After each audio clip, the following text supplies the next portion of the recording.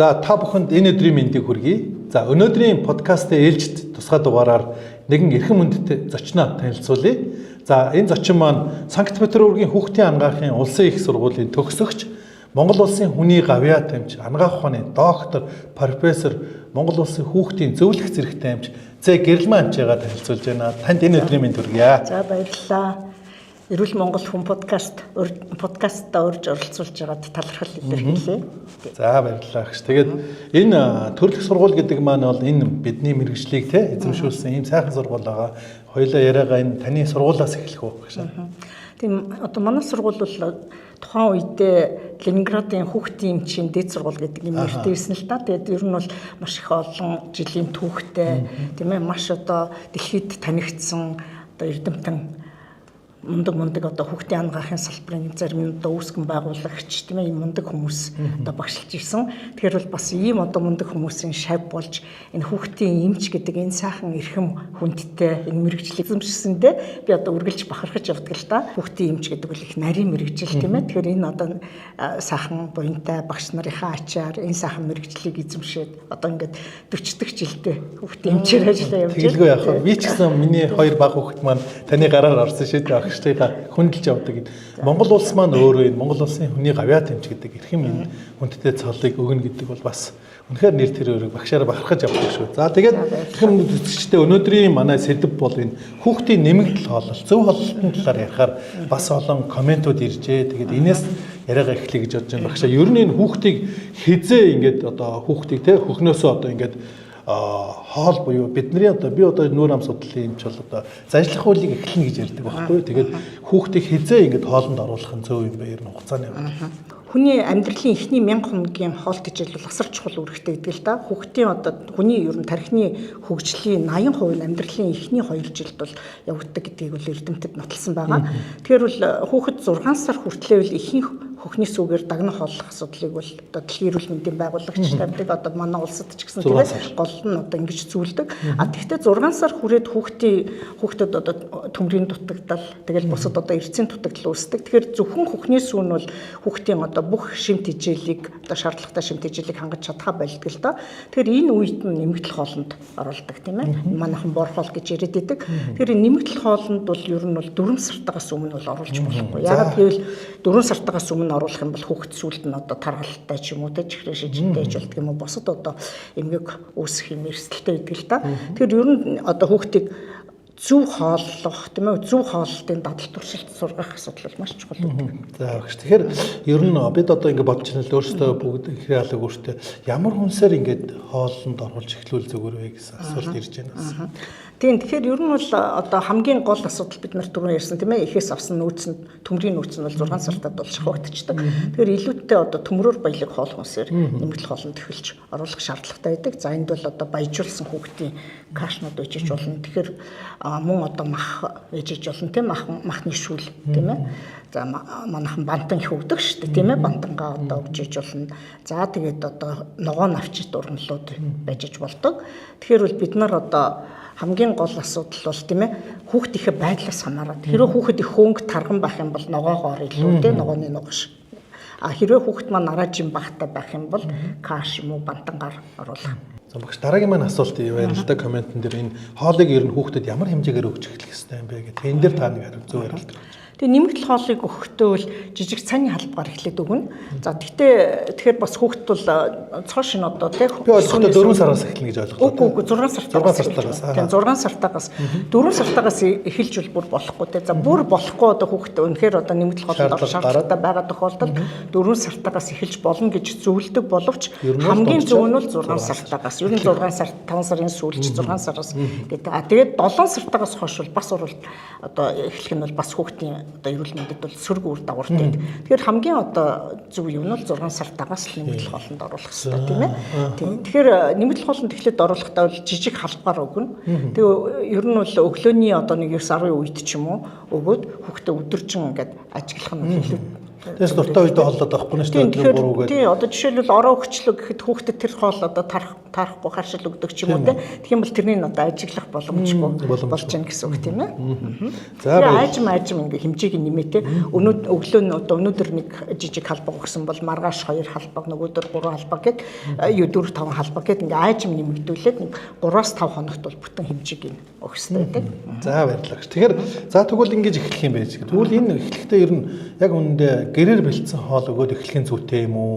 Эсвэл ингээ супермаркетуудаар бэлэн бүтээгдэхүүн их гарчлаа шүү дээ. Одоо эцэгчүүд чинь бэлэн бүгд л завгүй. Тэрүүгээр эхлэхийн зүйтэй юм. Ер нь хүүхдээ бодвол аль нь илүү вэ гэдэг. Та энэ дээр зөвлөж. Тэгээ энэ дээр бол хамгийн гол одоо бид нарын баримтлах зарчим бол аюулгүй байдлаар бодох хэрэгтэй тийм ээ. Хэрвээ одоо тэр гэр бүл өөрсдөө ногоогоо тарьдаг ч юм уу те. Одоо тэр ногоог одоо хүнсний ногоо, жимс гарал үүсэл ярих гэдэг. Гарал үүсэл маш чухал те. Одоо тэрнийг ургуулгахдаа ямар нэгэн химийн бордоо хэрэглэсэн юм уу юм уу? Яаж хадгалсан тийм ээ? Одоо хадгалалт нь зөв байх хэрэгтэй. Мөн одоо тэр зойронд жишээлбэл хадгалж байгаа тэнд нь хулган ч юм уу те. Янз бүрийн одоо амтан мэрэгчд энэ байж болно шүү дээ те. Тэгэж бохирдсан юм уу юм уу? Хэрвээ өөртөө одоо ногоогоо тарьдаг те. Зөв одоо хадгалдаг. Ийм тохиолдолд бол мэдээж гэрээрээ бэлдээд өгөх нь бол илүү тийм ээ. Одоо хүүхдэд бид нар ч гэсэн гэрийн хоол илүү амттай байдаг шүү дээ. Тэрнтэй адилхан тийм ээ. Гэхдээ одоо янз бүрийн одоо жимс энэ төр бид нар худалдаанаас авч шүү дээ те. Тэр жимсийг тарихтаа одоо яаж яасан те. Олон ургац авах гал маш их одоо бордоо хэрэгжилчихсэн удаан хадгалах гал те хадгалагч нөөцлөгчд ингээ оролцсон энэ төр байх юм бол хүүхдийн эрүүл мэндэд бол сөрөг үр дагавартай байдаг байхгүй.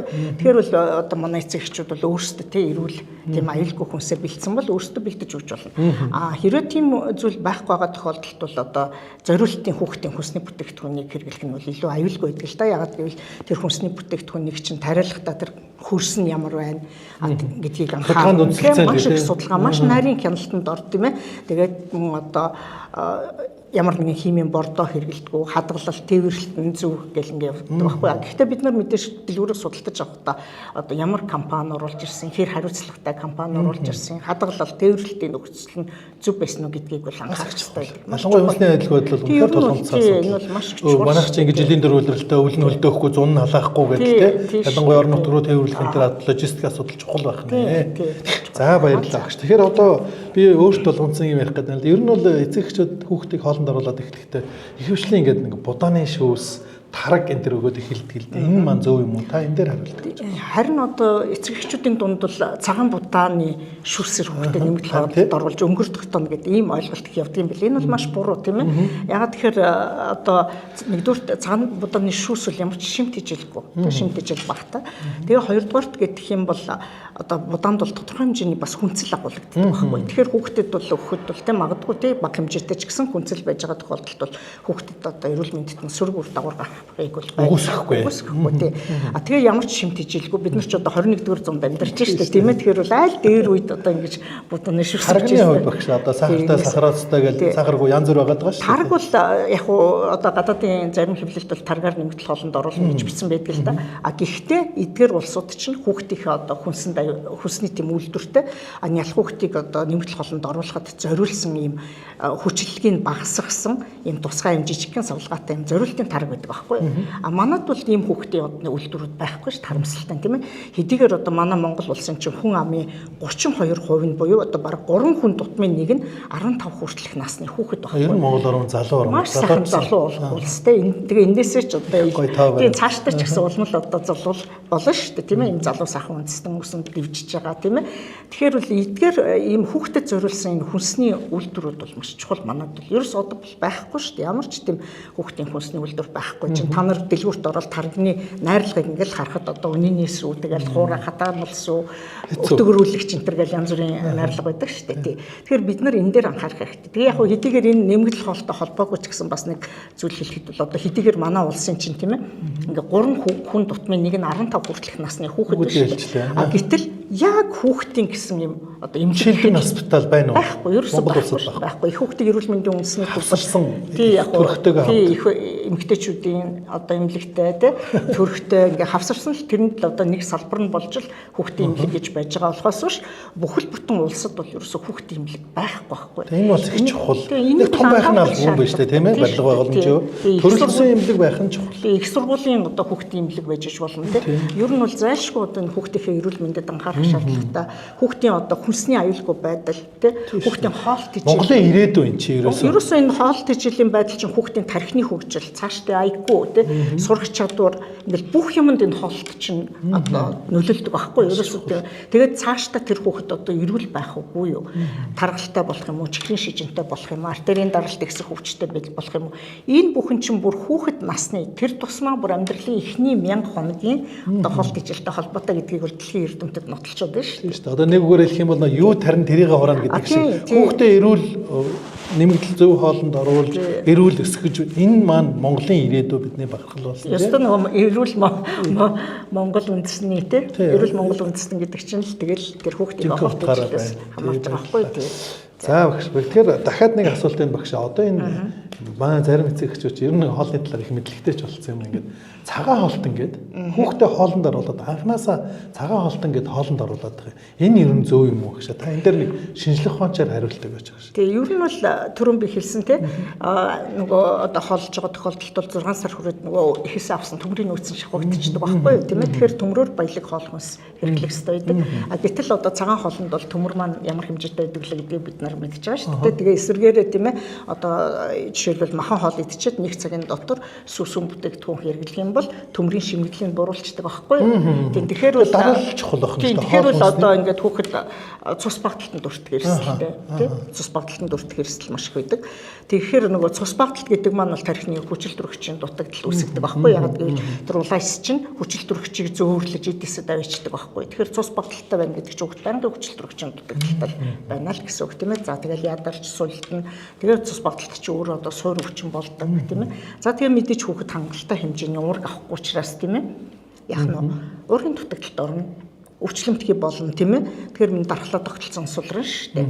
Тэгэхээр ялангуяа манай Монгол улс шиг тийм ээ юм хүүтэн эрсдэл суур амьсгалтай газруулын цагаан хоолт ялангуяа хүүхдэд те өөрөө бол цагаан хоолтон байх үгүй юу гэдэг бол тухайн хүний сонголт. Яг ингээд би ойлгохдоо бол эхний 1000 хоногт ийм чухал үед нь бол хэрэгцээтэй амин дэмийн өгөөч бодисын солилцоог зөв явуулаач л гэж би ойлголоо. Зөв. Ерөөсөө одоо энэ хүүхдийн нэмэгдэл хоол гэдэг чинь бол тэр гол нь амтлах мэдрэмжийн хүүхдэд одоо хэлэн зэрэг лам 4 төрлийн өхлөг байна шүү дээ. Зөв мэдрүүлэх асуудал маш чухал байхгүй тийм ээ. Тэгэхээр нэр төрөл нь олон байх хэрэгтэй. Олон нэр төрөл тийм ээ. Түүнээс биш ганцхан дандаа таны мэдхүүн чанартай байгаа юм чинь бүх юмыг л мэдрүүлээч. Тийм одоо зөвхөн мах гурлаас бүрдсэн дандаа бантан хүүхэд өгөөдөж ерөөсө болохгүй шүү дээ. Тэнд чинь ногоон хүнсний ногоонууд тийм ээ. Төрөл бүрийн ногоо ялангуяа ногоон авчид амин дэмээр баялаг хүнс жимс байх хэрэгтэй тийм ээ. Ногоогоо жимс сан өгч явах хэрэгтэй байхгүй. А гэхдээ энэ дээр нэг зүйлийг анхаарахад ер нь бол одоо 2 нас хүртэл нь тийм одоо юу тэг нөгөө жихэрлэг тий одоо ундаа байдаг шүү дээ. Жихэрлэг ундаа тийм зүйлийг бол өхийг бол дэмждэггүй тий. Ер нь бол жихэрлэг хүнснээс бол 2 нас хүртэл жоохон татгалзах юм шаардлагатай. За бүр болохгүй л одоо баг зэрэг тий.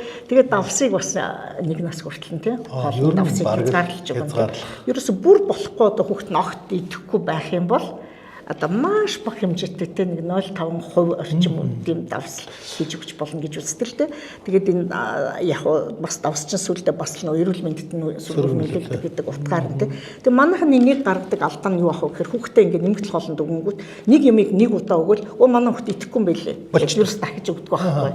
А гэтэл тэр хүүхэд чинь те сүүнээс өөр цоошин ингээ амтыг мэдэрч байгаа учраас нэг хоол өгөнгүүт шууд бүр ингээл идэлтэй баярлал шууд ингээл идчихгүй шүү дээ те. Дахин тэр хүүхдээ санал болгож ээж тэгжээж үнэхээр идэхгүй байх гэж үз.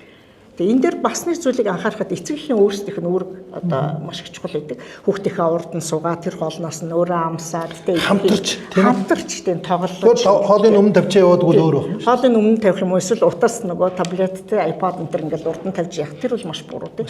Яг л тэр хүүхэд яг одоо тэр хоолыг л идэх ёстой гэдэг юм юу. Цадах мэдрэмжээж мэдэхгүй нөгөө хүүхдийн кинонд автцсан л явах нь шүү дээ. Тэр кино руу анхаараад тэр хоолндоо явахд үгүй. Тэр хоолндоо бол анхаарахгүй тэр үзэж байгаа юмд анхаараад тэр тэрнийхэн завсраар амруу ингэж чихэж хийхдээ энэ бол одоо маш буруу тийм дадал зуршил үсгэж байгаа юм л да. Тэгээ хүүхэд ороод араа томроод ирэхээр нэг өөрөө идэх сонирхолтой болдог шүү дээ. Өөрөө барьж идэх юм дээр тий.